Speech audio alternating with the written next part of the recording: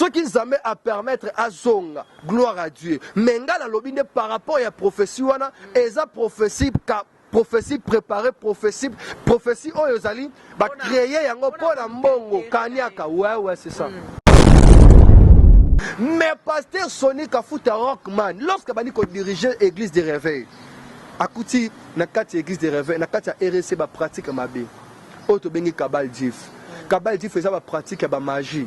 Et ba pratique ba rose quoi. Et ba pratique ba kisi. Et ba pasteur Kabal Dif faisait ba faux ba pratique. Ba pratique ya ba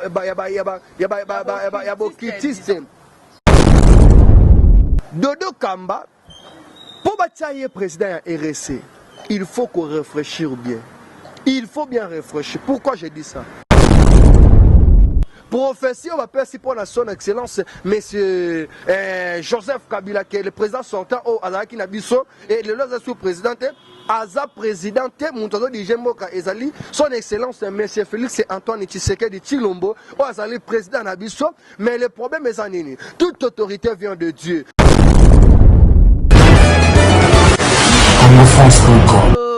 Mbote mingi bandeko balandi ya www.congofrance.com. Merci pour la confiance que vous payez en Abisso.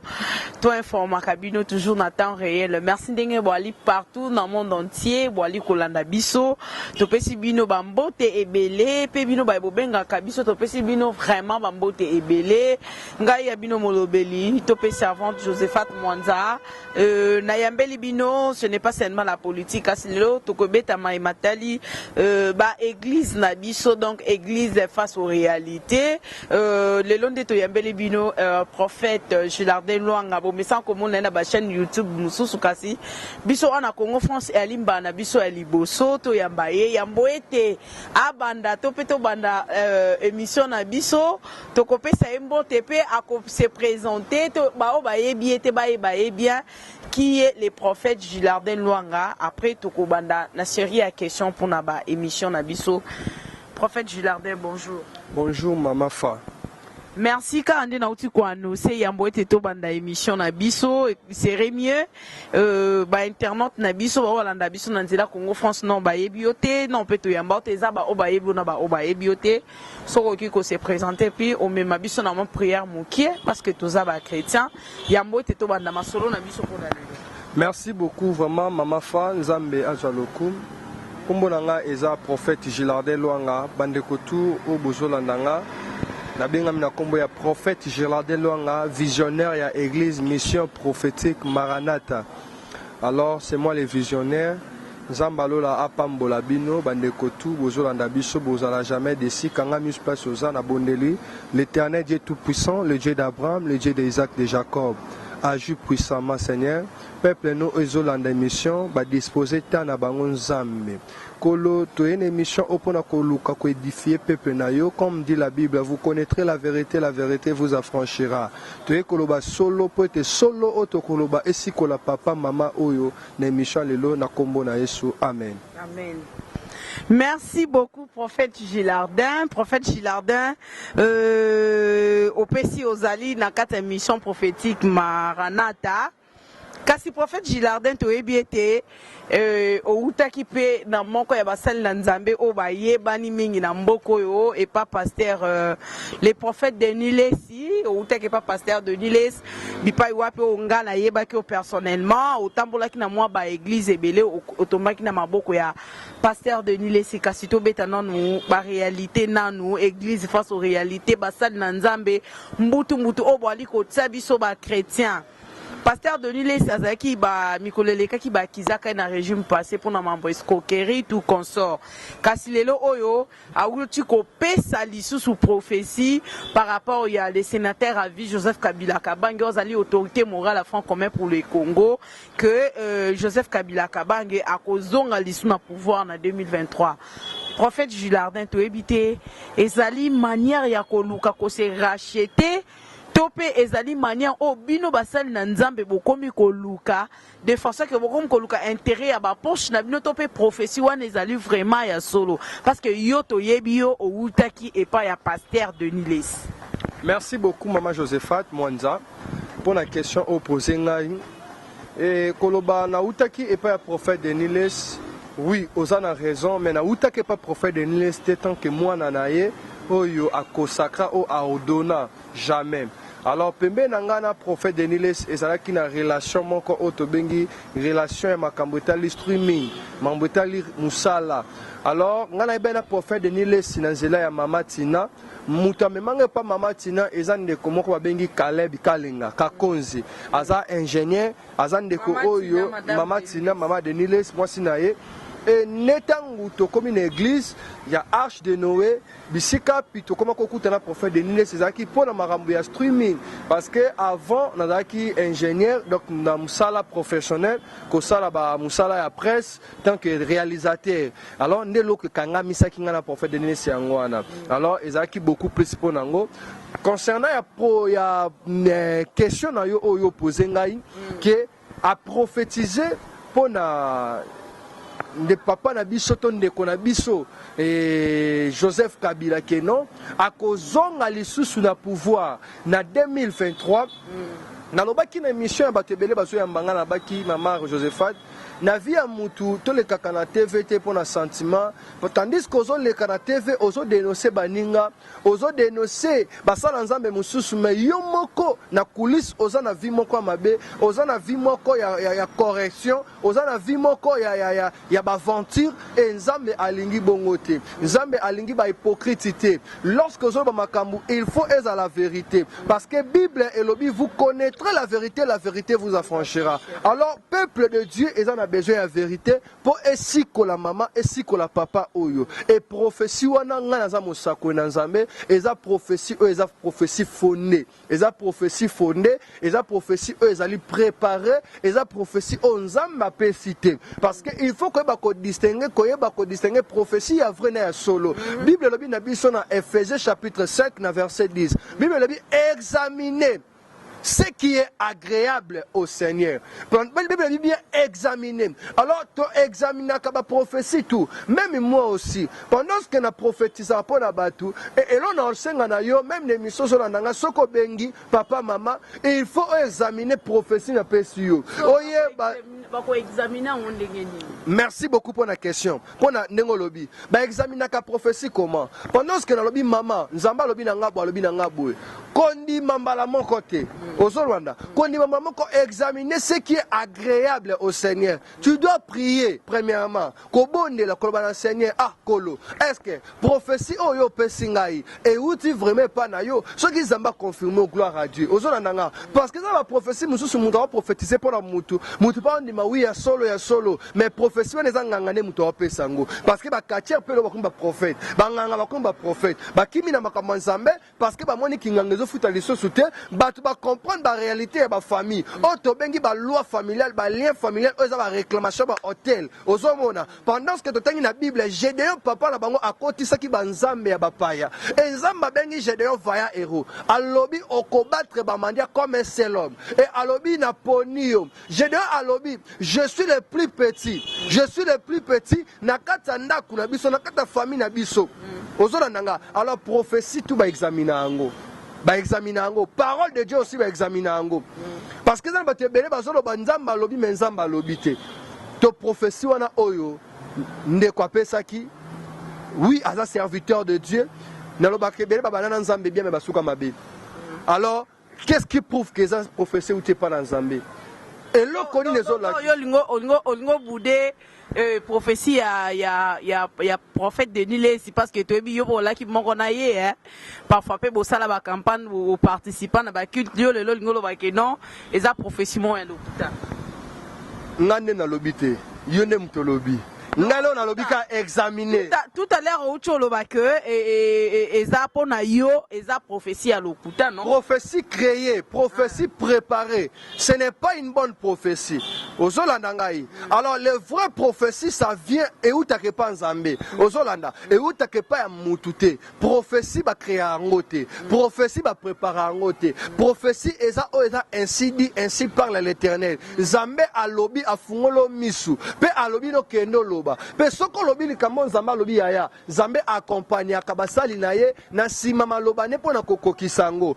nzambe na tina mosali moko te kendo loba likambo na mutu e likambo ne kokisa mite. Alors combien de prophéties oyo basala nzambe bapesi pona mboka ezo kokisa mate? Pourquoi ebele bazo sala ba prophétie wana pona ba intérêt personnel? Aibi question na pesi prophétie chef de l'état obenganga apesa nga mbongo et sauver vie nanga et sauver famille nanga bana nanga na mwasi nanga. Et par là je vais dire quoi? Prophétie on va pesi pona son excellence monsieur Joseph Kabila qui est le président sortant au Azaki na biso et le loza sous président Aza président Moutazo di Jemboka ezali son excellence monsieur Félix Antoine Tshisekedi Tshilombo o azali président na biso. Mais le problème est anini, toute autorité vient de Dieu. Ce qui zambe à permettre à zonga gloire à Dieu. Mais ngala lobine par rapport à prophétie wana eza prophétie préparée, prophétie oyo ezali ba créer yango pona mbongo kaniaka. Ouais c'est ça.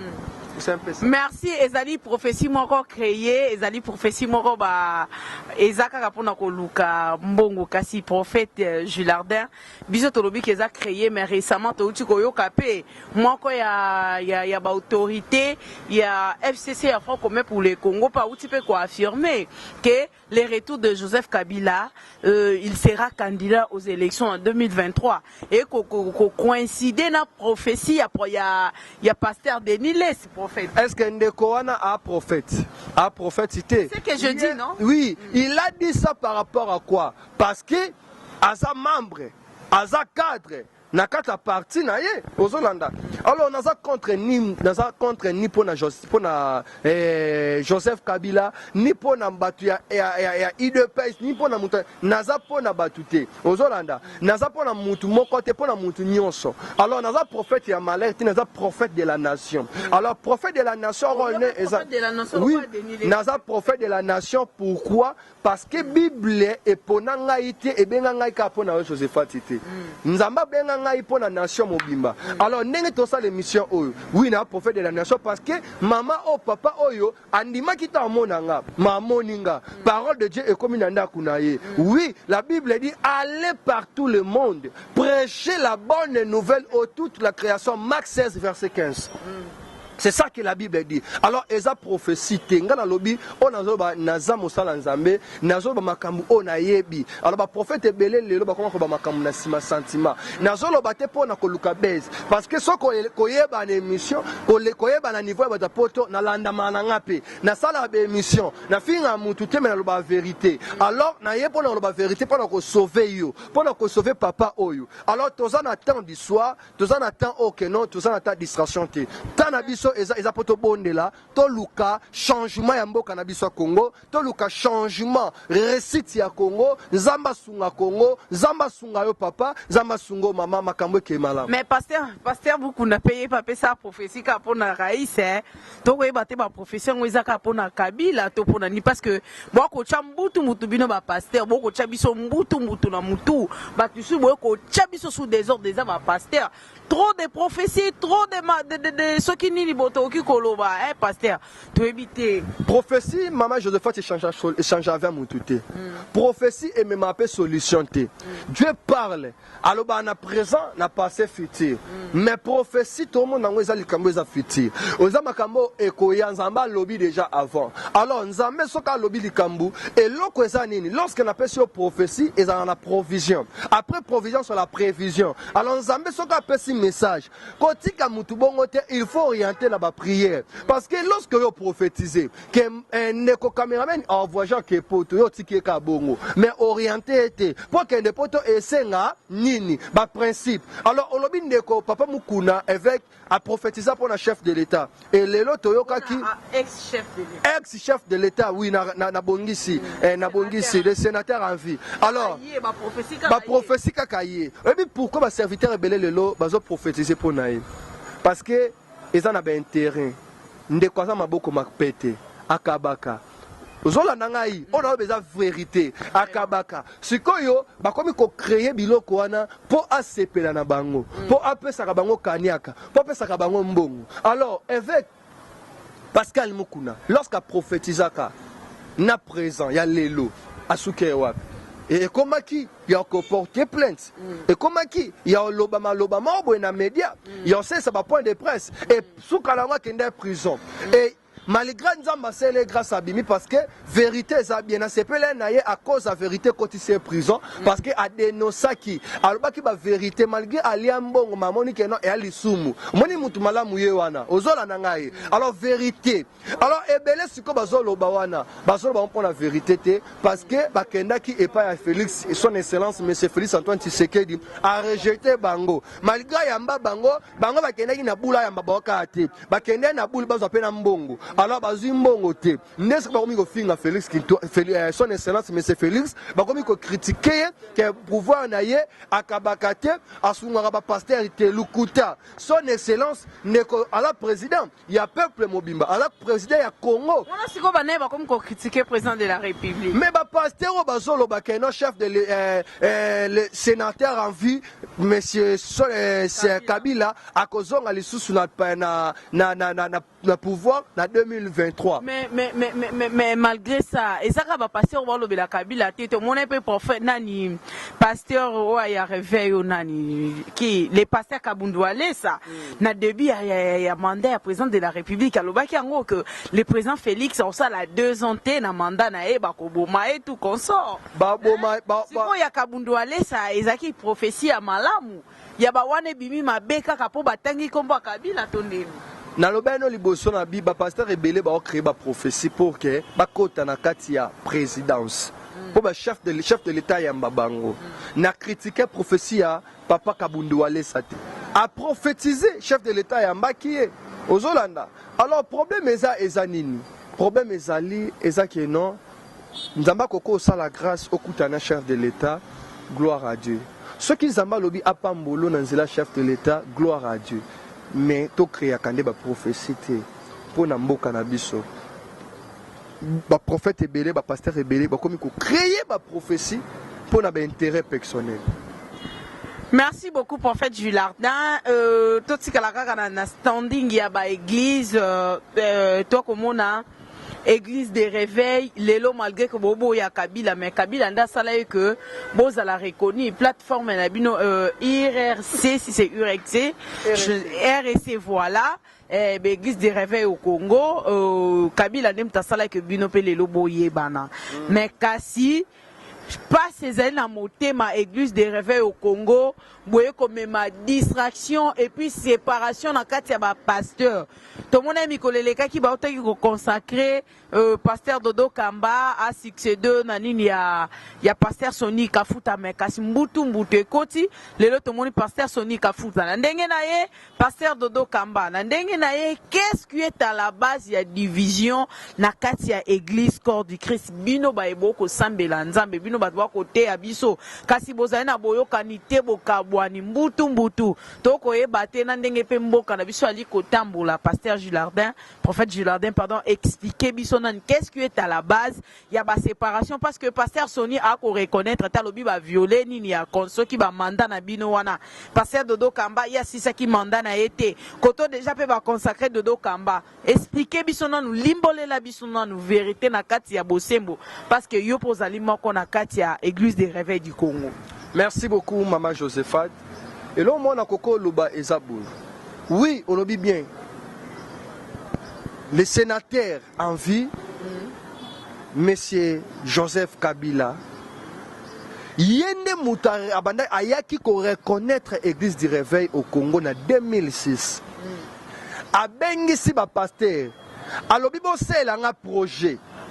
Et lorsque le projet continue, na Zaïre, na deuxième république, et lorsque tu es à la troisième république, na Fidèle, babande ko reconnaître l'église des réveils malgré les chrétiens bazalaki catholique protestant mais l'église des réveils zalaki nango mais ko reconnaître ngo na gouvernement comme plateforme ndé bazo reconnaître l'église catholique jamais et na 4e république lorsque son excellent le président sortant Joseph Kabila a eu pouvoir aye ko sangisa ba pasteur aye aussi langa projet azo reconnaître bango siko lokola église du réveil na Congo ndé ba catholique ezalaka bazu pe bokonzi et babimisi président oyo ezalaki papa Kakenza évêque général président ya église de réveil au Congo abandi ko diriger na kati ya plateforme o RC eza eloko oyo ezalaki malamu mpona ko soutenir corps du Christ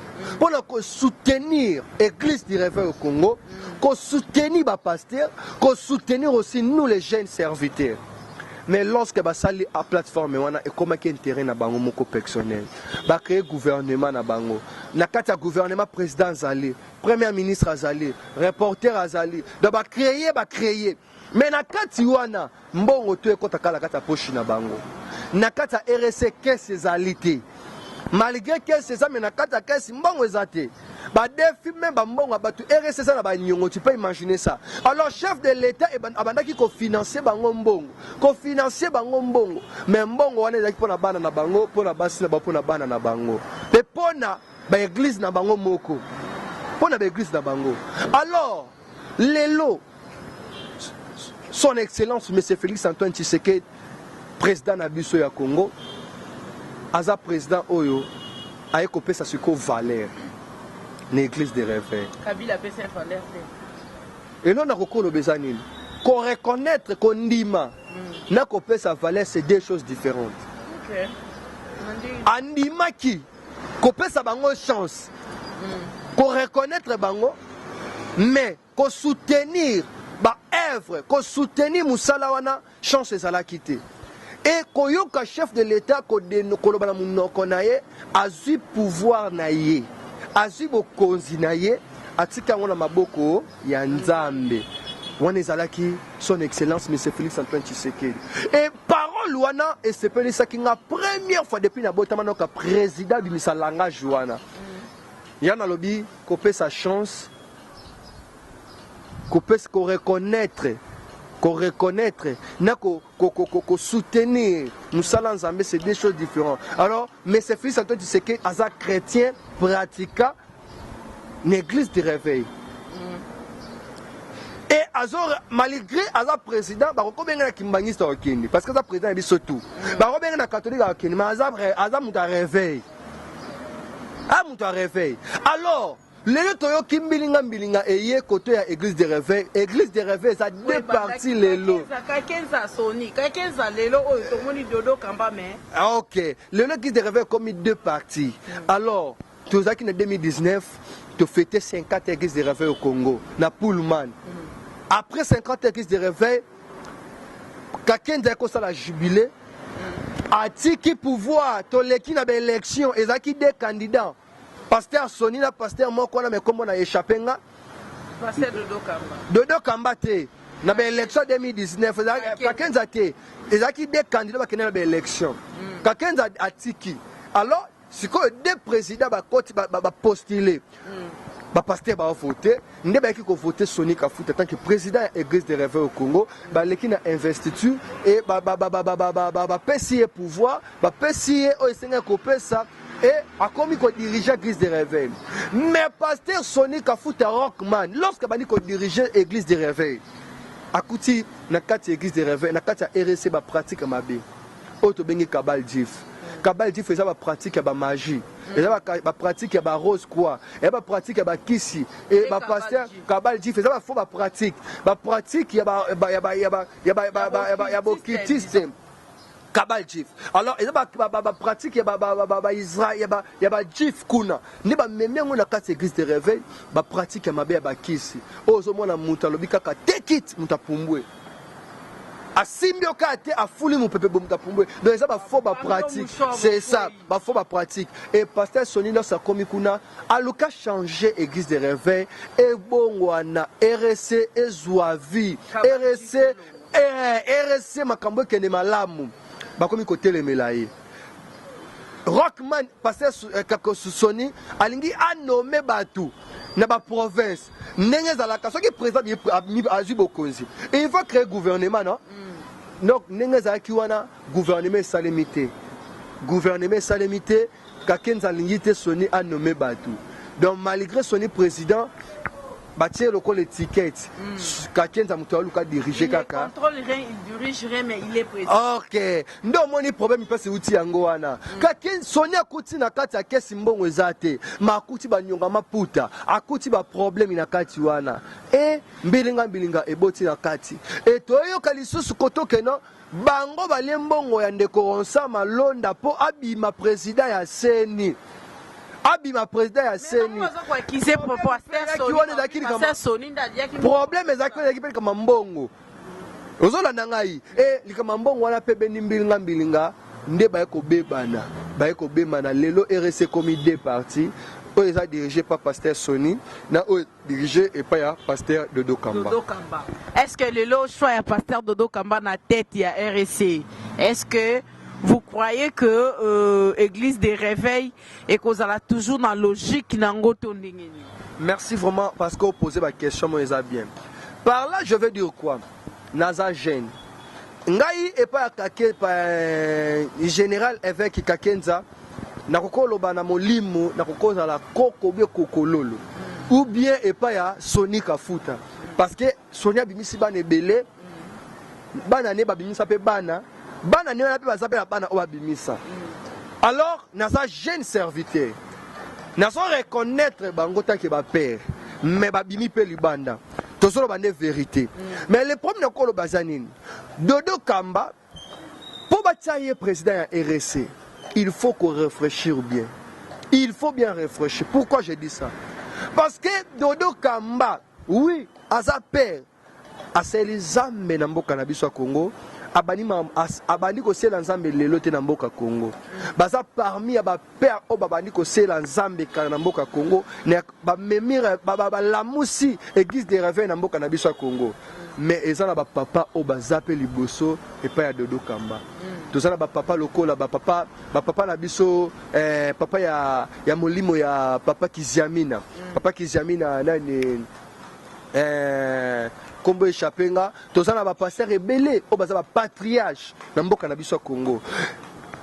Est-ce que lorsque bozu décision ya kobimisa mutu président batsaka présider pa ya mutu aza papa il faut bobenga ba papa misusu o bazala ki wana bokoti ba prière kozala papa par rapport à son âge ou comment? Merci beaucoup. Papa par rapport à quoi? Parce que ezana batu oyo babandi réveil na mboka na biso Congo baza ba aîné oyo babandi musala nzambe liboso même ya Pasteur Dodo Kamba na mboka na biso Congo bazali.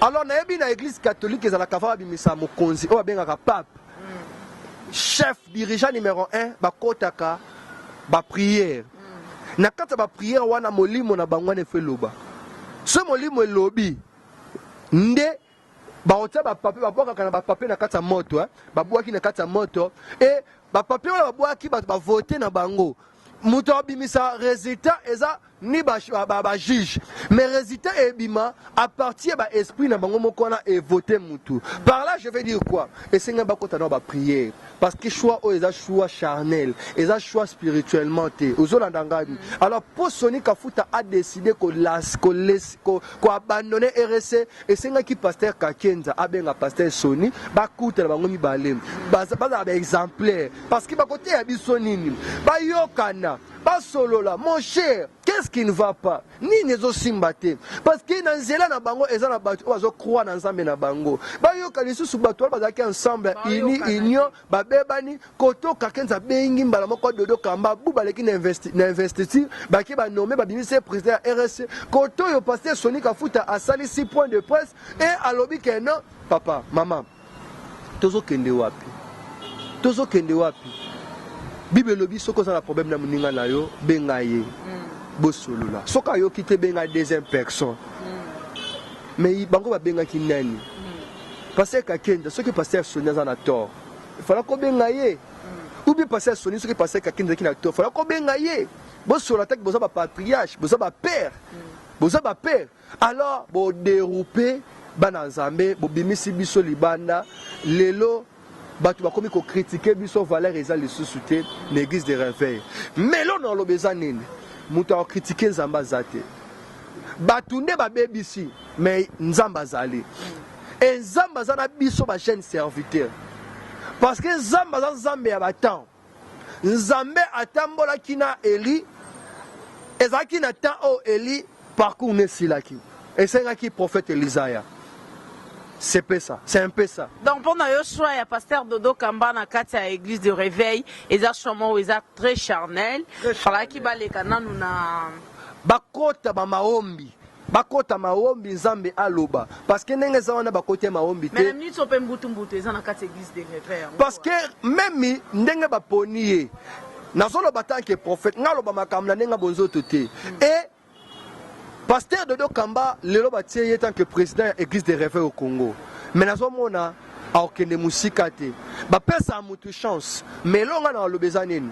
Ba okende musika te. Pourquoi na lobi bongo? Parce que nzambe ne mutu sali choix na te.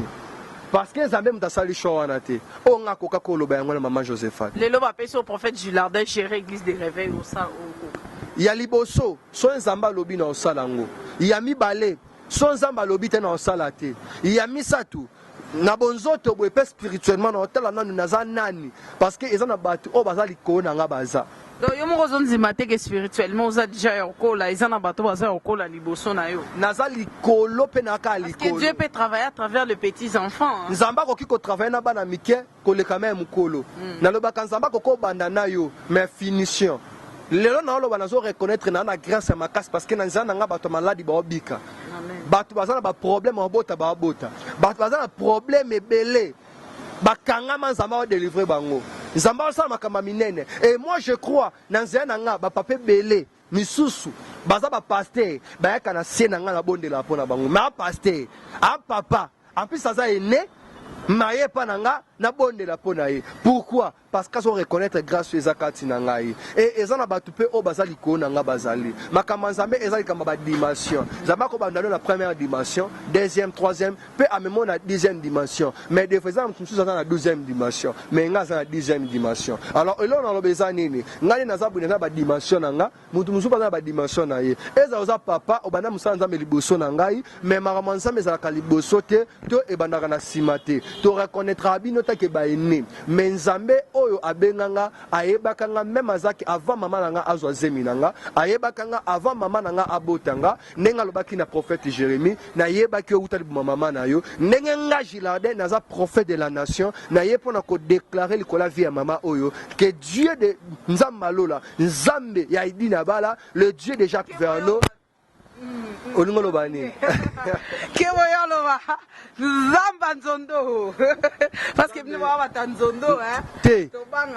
Non, le problème est ça Tolo Banzambe a dit Nabala le Dieu de papa Jacques Verneau et papa Kelani bazaba patriarche bazaba on a reconnaître bango bazaba to nzamba bande ko salela na mboka na biso Congo et lelo soto koko tanga bato basala nzambe bango wana ya mibale na biteka bango ka basala nzambe solo baza parce que prophète moka le kana teva lobi que non na mboka Congo ba prophète bazate lukuta ba prophète baza ngala mosala nzambe bato belé ba témoigner bola nzambe so nzamba sungi prochainement na be monsieur Zoya bato ba rolanda ba témoignage bato ka ya poto ka yo pendo za ya poto mutaye na visa kam da poto te tala ba bata poto par rapport à quoi parce que mon pays wana est développé na mambetali réseaux sociaux et en fait se focaliser trop na bango pourquoi na bibongo parce que na Afrique tu as pas problème ba connexion ba balanda biso vraiment te na répertoire na ngaso natali ba appelle kota kaka ba plus 1 ba plus 49 ba plus 33 ba plus 32 parce que ba benga pona ba problème e bino mona bazani pona chité ba tebele ba kenda poto babula ba ke poto ke poto ezalola poto alola te poto eza pe fin du monde te poto eza pays lokwa ba pays nyonso poto e lokwa pe Kinshasa mais le problème c'est quoi bato ba kenda ba poto tanga ke na poto akomi na poto mais yeba ke lorsque komi na poto famille etelemi elobi ke yo obongate elobi ke obala te elobi ke obota te elobi ke obala mais o divorcer par là je vais dire quoi na ekoloba likola vie ne ko alanda biso ba maliko kenda poto mais vino ezo marché bien te vino ezo simbate vino ezo kende malamu te mais nazolo batanke prophète de Dieu soko zo croire na nzamba lola benga na numéro na opesa so yoka no prophétie te oyoka prophétie so no mona miracle te o mona miracle je n'ai ni or ni argent à te donner ce soir mais ce que j'ai yango na pesium yango na transmettre na vie na yo dans le nom de Jésus-Christ de Nazareth j'ai ainsi prié et je dis amen. Merci beaucoup, prophète Gilardin. Comme na souka poto chite mission na biso, kasi numéro ya téléphone pour na bandeko ba na besoin ba prière, ba na besoin ba orientation prophétique, pesa numéro ya téléphone et puis tokozonga poto chite. Merci beaucoup mutu toi on a besoin à localiser à localiser nga abenga nga na numéro oyo ko contacter nga na plus 243 85 19 80 600 plus 243 85 19 80 600 wana numéro ya WhatsApp sur Facebook nakoma prophète Gilardin Luanga au monanga nazali wana et bolamu na nzambe est localisé yo et nabeli impartation surnaturel et kota na vie na yo kaka ndengo lande mission oyo zamba pambolo et zamba bénir chaîne oyo Congo France et kende liboso encore batu tout babunisa chaîne obalonga yango te parce que chaîne oyo za kombati makasi même liboso ya mukolo chaîne oyo na déclarer na prophétiser et nzambe asele bolamu parce que pendant ce que na loba na moni bitumba makasi likolo ya vie na ye et nazomona entourage mais asa la attention et nazomona baninga pembe na ye mais baninga wana bazo créer problème mon likola vi na ye na moni poison mais nzamba visiter ye soka la ni vidéo oyo abonde la makasi parce que na moni bola nzamba za likolo na ye nzamba bundele bitumbebele nzamba bundele ba combat ebele na ye biete mais azoyoka ona azoloba na ye et azala okti kombati na nzela bamba basi mais nzambe a visiter ye parce que ça na ba esprit moko ya mabe o ebunisa ki na mambetali entourage ya basi mais diable alukaka toujours continuer basa mabe pona koya ko détruire musala na ye mais nzamba lobi azali kolo vi na ye pe abundele bitumba nyonso tout ekokomela ye ma condition azwa vie au sérieux akangama na nzambe alunga la distraction. Amen. Merci beaucoup. Bozaki tellement ebélé. Zaki bongo, prophète Gilardin Luanga. Apesi numéro na ya téléphone pour na bino bae. Bozan a besoin ba orientation prophétique. Bozan a besoin ba prière. Bozan a besoin ba interpréter les bino ba songe de prophète Gilardin Luanga. Asa wana pe apesi ba détail. Merci à mon boss Didi Dipumba. Apparemment, boyoki prophétie. Merci à Onésime Canardo, merci à toi. Nabo ça n'a pas quand même. Yanga a moté mon Onésime Canardo, merci pour les images, merci à les grands réels. Christian Kenzo, merci. À nous revoir à la prochaine. Bye bye. Congo France.